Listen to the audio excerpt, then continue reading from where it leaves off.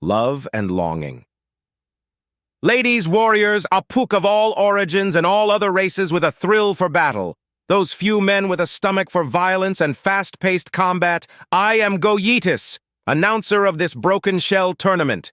There are 46,656 contestants broken down into 6 rounds of combat. 6 contestants will enter in each fight, and each time only one will leave with their shell intact. This time we've got a new toy, a projector to show us not only the names of each of our participants, but what their shells are made of as well.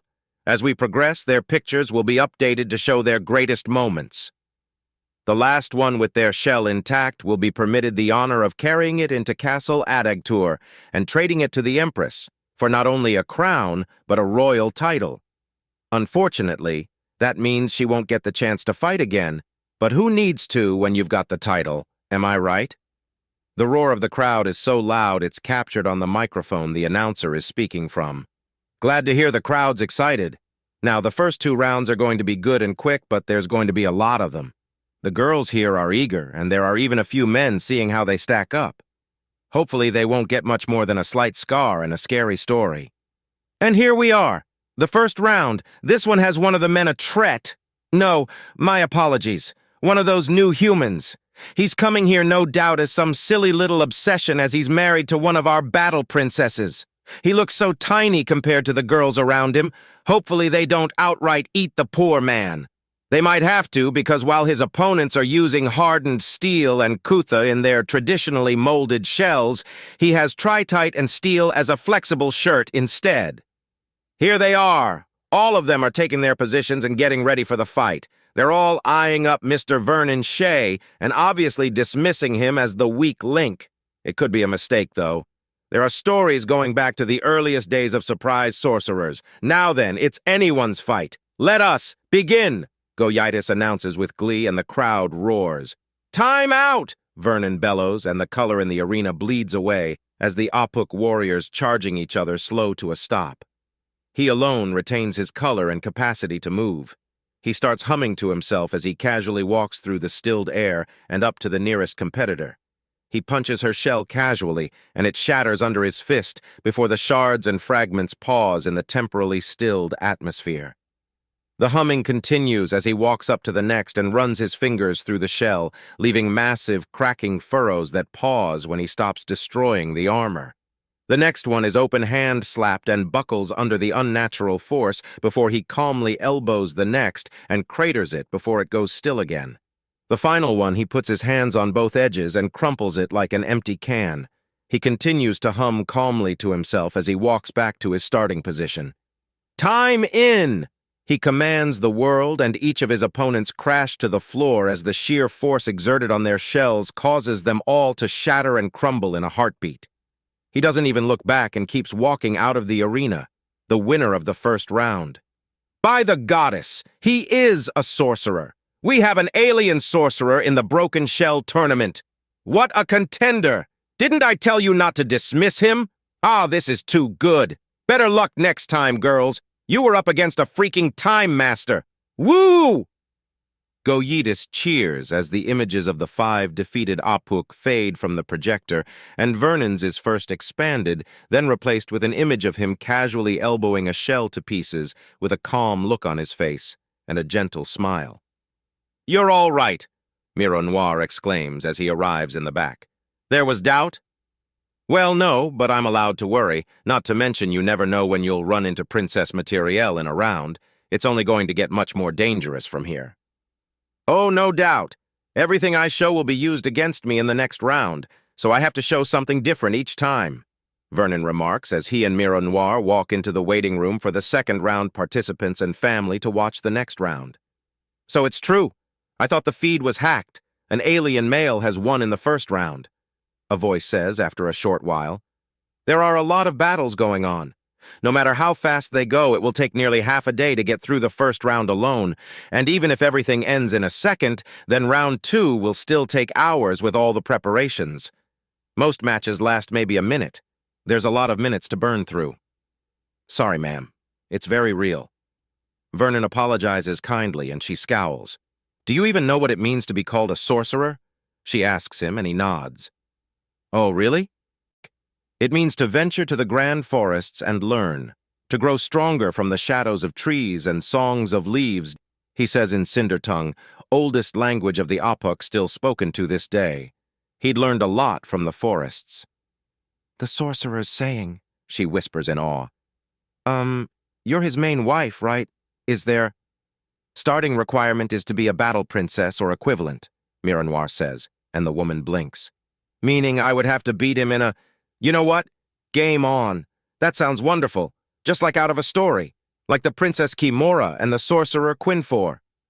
Or Princess Tinlin and the Sorcerer Rothra," Mironoir adds, and the Apuk all but skips off to tell the next winning contestant. "I think we started something," Vernon notes, and Mironoir flinches. "Don't worry, all I have to do is win." "All you have to do?" Mironoir asks with an amused smile. "They're right about one thing. I am a sorcerer, and what do the stories say?" He asks Mironoir, who pauses. "That it takes a princess to best one, sometimes an entire sisterhood of battle princesses. Only the best is getting that crown, and only though me, then we can see from there, if she isn't already married," Vernon assures her. "Don't worry. Our little condition turns away most, if not all." "Excuse me," a cross voice states, and both Vernon and Mironoir turn to see a petite Apuk with jet-black hair and wearing a green dress. "May we help you?" Vernon asks, and she narrows her eyes. "I don't know what kind of game you're playing at, Tret, but it will not be allowed to continue. This tournament is a sacred ceremony designed to determine whom amongst us is most worthy to be called princess. It's not only inappropriate for a man to be in this tournament, but an alien man, one that lies about the manner of his species. That's simply insulting," she says before turning and marching off. "How pleasant," Mironoir notes in a slightly sour tone. "How about some lunch? We could both stand to have something break the sour taste in our mouths." "An excellent idea. Do you have any recommendations?" he asks, and she nods while standing up. "I do indeed. There's a small family-owned bakery and salad shop not too far away from the arena. It's nearly as old as the arena itself and is a bit of a tradition to eat there." "Line up might be a little long, then," Vernon remarks as he pictures it going around the block several times. "Yes, but it's worth it. A piece of cultural history. Not to mention they take pictures of every participant that eats at their shop, then a second after they win." "Oh?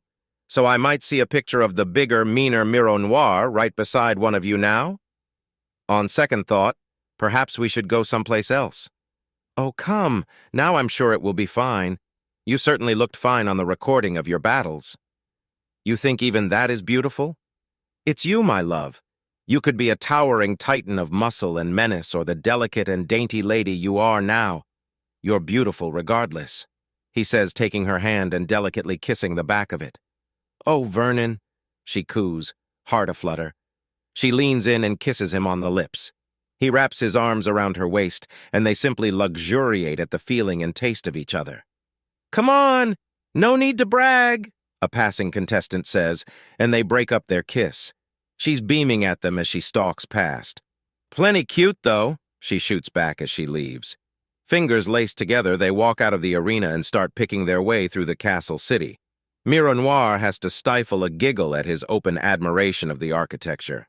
Towers are all over the place and considered an essential in Apuk buildings. From them, streamers and bunting hang in the 4 colors of Apuk warfire, red, blue, green, and white, to flap merrily in the wind. The overhangs and balconies the Apuk are fond of give them all a great view to lean out from and watch. He and Mironoir receive a few waves, and several times they're called by name. Well-wishers for him and all the contestants are shouted from the towers and windows. A flurry of names all echo out, and he can hear his own within the din. "I never thought I'd have fans. It's rather heady. We're a warrior people, silly. Those that are willing to display their power to the best of their abilities are honored and respected. So, of course, those fighting each other for a noble title are celebrities. Just for getting through the first round, I'm going to be rejecting a lot of marriage requests." "You're going to be rejecting a lot more than that," he says with a grin, and she giggles into her hand. "Most likely, unless you get unlucky. You never know what kind of potential a girl's got until you're staring her down in a brawl." "Something to certainly remember," he says with a grin. "By the by, what are you planning for the next round?" Mironoir asks, and he chuckles. That's encouraging, but not very detailed. I'm going to do the exact opposite of what I did in the first round. Instead of slowing things down, I'm going to speed things up, and instead of affecting the others, I'll be affecting myself. The problem is that I made a promise to call out a certain battle cry when I do so. Is it obscene? It's a pop culture reference. There's a villain in a long-running, highly stylized series that uses an identical ability. When he activates it, he screams it at the top of his lungs in another language that he's not a native speaker of and slurs the words with his accent. Zawarudo. What does it mean? Miro Noir asks gently, and he just chuckles for a moment before answering. That's the funny part. It's an accent from a language I don't speak, saying two words in my native language and mangling them to near complete incomprehensibility. It means the world, which is what that character controls for about 5 seconds. Maybe more. I haven't seen it myself, but so many of my friends reference it so often that I usually have to throw things at them to get them to stop. Vernon explains, and Miro Noir descends into giggles at the idea, her Vernon being begged to play the part of a villain. The very idea is ludicrous. "Oh, dear goodness, you certainly predicted the line-up," she exclaims as they turn a corner. The line is backed up to the corner, but thankfully is moving at a fast pace. "To be honest, I feared it to be even worse. This is manageable," Vernon remarks.